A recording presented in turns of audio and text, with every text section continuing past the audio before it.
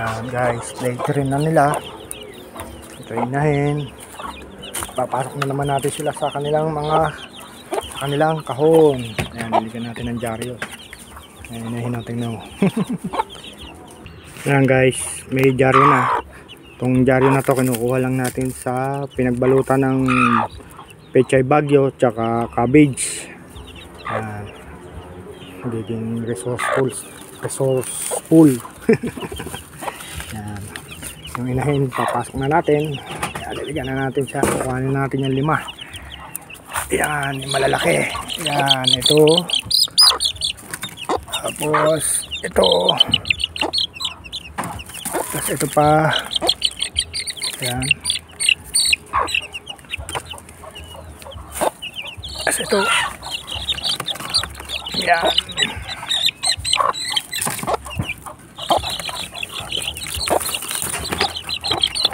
Ayan. Ayan. Oh, ayan, pantay-pantay na yung laki nila. Ayan. Siyempre, kukuhanin na natin ang kanilang inahin.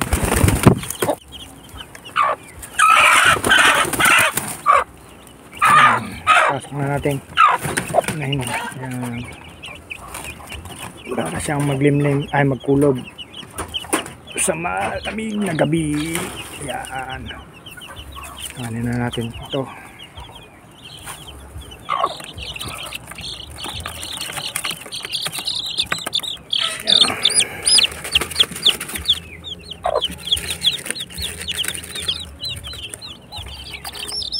Ayan.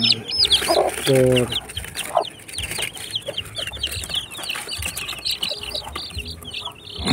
6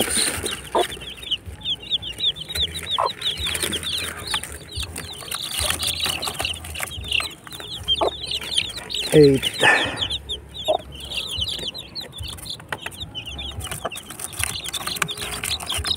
Ayan. 10 okay, isa 11. Ayan. 11 chicks.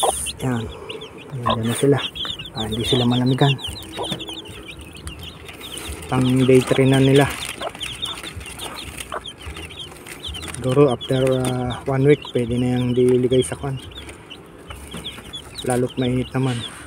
Saka malalaki na sila. Hindi na sila paniguradong mag-aalpasa na yan dyan. Pero tingnan pa rin natin kung pwede hanggang 2 weeks old or 1 month. Pero sa tingin ko pwede na 1 week, pero hindi pa rin siguro. Titingnan natin yung mga balahibo nila.